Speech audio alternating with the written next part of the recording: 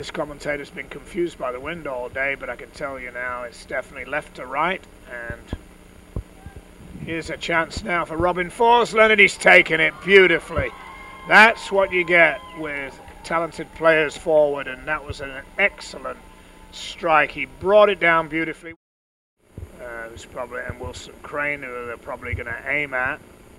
Well, it stayed a little later this time, which was better, and there it is. That's all we wanted. They did it right that time. As I was saying, they stayed a little later. I'm sure that was discussed at half-time. The delivery had to be a good one, and it was.